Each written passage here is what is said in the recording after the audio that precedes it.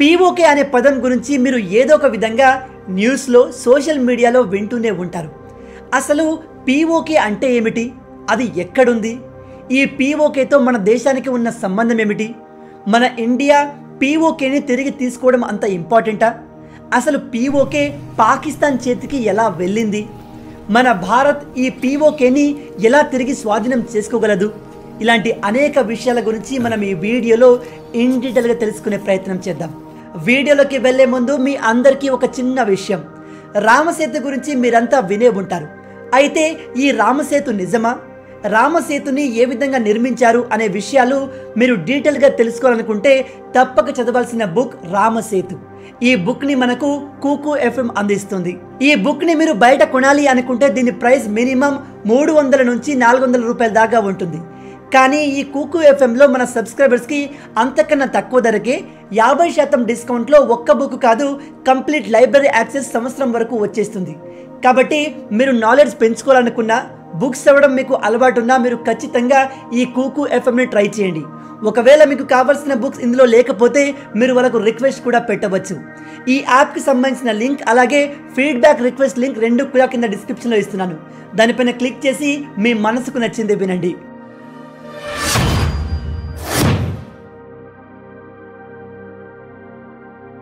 PoK అనేది జమ్మూ కాశ్మీర్లో ఒక భాగం. ఈ పీఓకే ప్రాంతాన్ని పాకిస్తాన్ 1947లో దౌర్జన్యంగా ఆక్రమించుకుంది. దీన్నే పాకిస్తాన్ ఆక్యుపైడ్ కాశ్మీర్ అని కూడా అంటారు. ఇక్కడ మీరు జమ్మూ కాశ్మీర్ మ్యాప్ని పరిశీలిస్తే ఈ పూర్తి జమ్మూ కాశ్మీర్ 2,22,000 చదరపు కిలోమీటర్లో విస్తరించి ఉంది.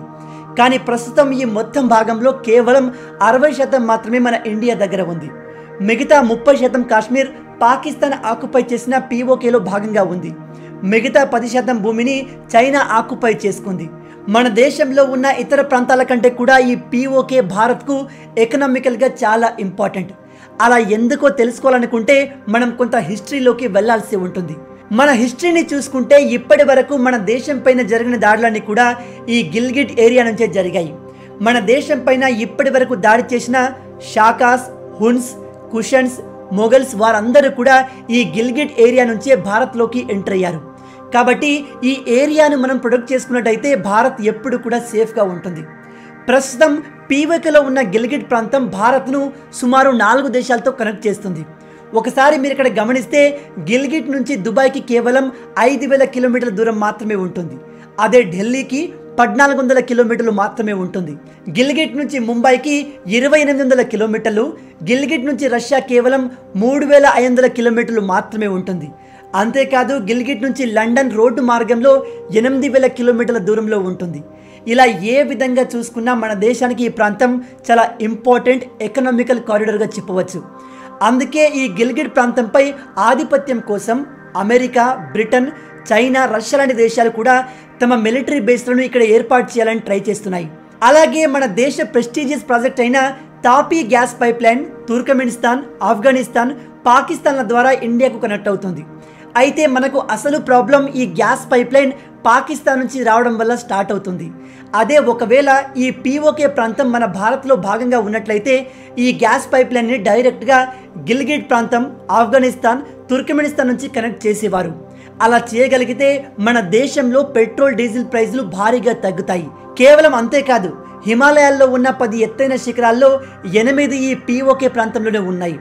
దీంతో ఈ ప్రాంతం మన దేశానికి గొప్ప టూరిజం సెక్టర్గా కూడా మారే అవకాశం ఉంది. అలాగే పీఓకేలో దాదాపుగా 100కు పైగా గోల్డ్ అండ్ యురేనియం మైన్స్ పుష్కలంగా ఉన్నాయి. ఈ ప్రాంతంలో గనక మైనింగ్ చేస్తే మన దేశం ఎకనామికల్గా వేగం పుంజుకుంటుంది. దాంతోపాటు మీర్పూర్ అండ్ ముజఫరాబాద్లో కోల్, చాక్, గ్రాఫైట్, బాక్సైట్ లాంటి మినరల్స్ పుష్కలంగా ఉన్నాయి. ఇవి మన భారత ఎకానమీకి ఎంతగానో ఉపయోగపడతాయి. కాబట్టి ఏ విధంగా చూసుకున్నా ఈ పీఓకే ప్రాంతం భారత్కు చాలా ఇంపార్టెంట్. 1947 దేశ విభజన సమయంలో భారత్లో ఇండిపెండెంట్గా ఉన్న రాజ్యాలను భారత్లో ఉంటారా, పాకిస్తాన్లో ఉంటారా, లేదా ఇండిపెండెంట్ కంట్రీగా ఉంటారని అడిగారు. అప్పుడు మన దేశంలో వివిధ ప్రాంతాల్లో ఉన్న చాలామంది రాజులు భారత్లో ఉండేందుకు ఇష్టపడ్డారు. ఆపరేషన్ పోలో ద్వారా హైదరాబాద్ని కూడా భారత్లో కలిపేశారు. కానీ జమ్మూ కాశ్మీర్ మాత్రం భారత్లో కలవాలా వద్దా అనే ఆలోచనలో ఉండేది. అప్పటి జమ్మూ కాశ్మీర్ రాజైన రాజా హరి సింగ్ అక్కడి ప్రజలపై అధిక మొత్తంలో ట్యాక్సులు విధించేవాడు. దాంతో అక్కడి ప్రజలు ఆ రాజుని అంతగా ఇష్టపడేవారు కాదు. ఇక భారత్ పాకిస్తాన్ డివైడ్ అయిన తర్వాత నార్త్ వెస్ట్ ఫ్రంటియర్ నుండి పాస్తూన్ ప్రజలు పాకిస్తాన్ సపోర్ట్తో అక్టోబర్ 1947లో జమ్మూ కాశ్మీర్ ఆక్రమణకు సిద్ధమయ్యారు. ఈ క్రమంలో వారు బారాముల్లా, ముజాఫరాబాద్ ఆక్రమించుకుని శ్రీనగర్ నుంచి కేవలం 32 కిలోమీటర్ల దూరంలో ఉన్నారు. సరిగ్గా అదే సమయంలో రాజా హరి సింగ్ జమ్మూ కాశ్మీర్ ప్రాంతాన్ని కాపాడాల్సిందిగా భారత ప్రభుత్వాన్ని కోరాడు. అప్పుడు సర్దార్ వల్లభాయ్ పటేల్ స్ట్రాటజికల్గా ఆలోచించి, మీరు జమ్మూ కాశ్మీర్ని భారత్లో కలిపితేనే మేము మిలిటరీ ఫోర్స్ని పంపుతామని చెప్పారు. అలా అక్టోబర్ 26, 1947లో జమ్మూ కాశ్మీర్ రాజైన రాజా హరి సింగ్ ఇన్స్ట్రుమెంట్ యాక్సెషన్ పైన సైన్ చేశారు. ఆ తర్వాత అఫీషియల్గా జమ్మూ కాశ్మీర్ భారత్లో భాగమైంది. ఆ తర్వాత ఇండియన్ మిలిటరీ జమ్మూ కాశ్మీర్ని తిరిగి స్వాధీనం చేసుకోవడానికి పాకిస్తాన్తో ఒక పెద్ద యుద్ధం చేసింది. దీని ఫలితంగా POK ఏర్పడింది. ఇదంతా జరిగిన తర్వాత జనవరి 1, 1948లో అప్పటి PM నెహ్రూ గారు పాకిస్తాన్ ఆక్రమించుకున్న POK భాగం భారత భూభాగం అని UN లో ప్రస్తావించారు. ఏప్రిల్ 1948లో UN ఒక రెజల్యూషన్ పాస్ చేసింది. అందులో ఏముందంటే POK నుంచి పాకిస్తాన్ బలగాలు తిరిగి వెనక్కి వెళ్ళిపోవాలి. ఆ తర్వాత జమ్మూ కాశ్మీర్ ప్రాంతంలో ప్రజలు ఇండియాలో కలవాలనుకుంటున్నారా, పాకిస్తాన్లో కలవాలనుకుంటున్నారా, లేదా ఇండిపెండెంట్గా ఉండాలనుకుంటున్నారా అనేది ఓటింగ్ ద్వారా ప్రజల అభిప్రాయం తెలుసుకోవాలని UN రెజల్యూషన్ పాస్ చేసింది. అయితే పాకిస్తాన్ బలగాలు ఈ UN రెజల్యూషన్ని ఏమాత్రం పట్టించుకోలేదు. అలా 1949లో కరాచీ అగ్రిమెంట్ ద్వారా ఒక సీజ్ ఫైర్ లైన్ ఏర్పడింది. దీన్నే మనం లైన్ ఆఫ్ కంట్రోల్గా పిలుచుకుంటున్నాం. POK కూడా ఇందులోనే భాగంగా ఉంది. ఆ తర్వాత 1963లో సైనో పాక్ అగ్రిమెంట్ ద్వారా POKలో భాగమైన 500 స్క్వేర్ కిలోమీటర్ల సెక్స్గమ్ ట్రాక్ని పాకిస్తాన్ చైనాకు గిఫ్ట్గా ఇచ్చేసింది. ఇక ఇప్పుడు మనం కాశ్మీర్ టోటల్ ఏరియాను గమనిస్తే 60% భూభాగం మన ఇండియాలో ఉంటే 30% POK ఏరియాగా ఉంది. మిగతా 10%ని చైనా ఆక్యుపై చేసుకుంది. ఈ POKని మన దేశం మళ్ళీ పొందగలిగితే కనుక ఈ ప్రాంతం మన దేశానికి స్ట్రాటజికల్గా పెద్ద అడ్వాంటేజ్గా మారుతుంది. దీని గురించి భారత్ ప్రపంచ వేదిక పైన అనేక సార్లు ప్రస్తావించింది. ఫిబ్రవరి 22, 1994లో ఇండియన్ పార్లమెంట్లో ఒక రెజల్యూషన్ కూడా పాస్ అయింది. అందులో ఏం చెప్పారంటే కాశ్మీర్ భూభాగం అంతా ఎప్పుడు కూడా ఇండియాలోనే అంతర్భాగం. అంతేకాదు పాకిస్తాన్ అక్రమంగా ఆక్యుపై చేసిన POKని కూడా వదిలి వెనక్కి వెళ్ళాలని కూడా పేర్కొన్నారు. ఆ తర్వాత సెప్టెంబర్ 2020లో UN జనరల్ అసెంబ్లీలో కూడా ఇండియా POK విషయం పైన ప్రస్తావించింది. కానీ రీసెంట్గా పాకిస్తాన్ ఈ POK ప్రాంతాన్ని తమ 5వ ప్రావిన్స్గా ప్రకటించుకుంది. ఈ ప్రాంతం కేవలం మన దేశానికే కాదు, చైనాకు కూడా చాలా ఇంపార్టెంట్. ఎందుకంటే ఈ ప్రాంతం గుండానే చైనా తన ప్రెస్టీజియస్ ప్రాజెక్ట్ అయిన చైనా పాకిస్తాన్ ఎకనామికల్ కారిడార్ని ఏర్పాటు చేసింది. అంతేకాదు మన POK నుంచి చైనా ఏర్పాటు చేసిన ఈ ప్రాజెక్ట్ వల్ల మన దేశానికి అనేక సెక్యూరిటీ ఇష్యూస్ ఏర్పడతాయి. ఎందుకంటే మన భూభాగం పై నుంచే చైనా అతిపెద్ద రోడ్ని పాకిస్తాన్కి వేసుకుంది. అయితే ఈ POKని స్వాధీనం చేసుకోవడానికి మన దగ్గర 2 ముఖ్యమైన మార్గాలు ఉన్నాయి. నెంబర్ 1, యుద్ధం చేయడం. మన దేశం చైనాతో యుద్ధం చేసి POKని స్వాధీనం చేసుకోవడం. కానీ అదే జరిగితే యుద్ధం కారణంగా మన దేశం భారీగా నష్టపోయే అవకాశం ఉంది. పైగా ఇండియా ఒక డెవలపింగ్ నేషన్గా ఎదుగుతుంది. కాబట్టి యుద్ధం అనేది ఈ సమయంలో బెస్ట్ సొల్యూషన్ కాదు. నెంబర్ 2, POK ప్రజలతో మంచి సంబంధాలు పెట్టుకోవడం. ఒకసారి మీరు పాకిస్తాన్ మరియు POK ప్రాంతాన్ని గమనిస్తే POK ప్రాంతం చాలా వెనకబడి ఉంటుంది.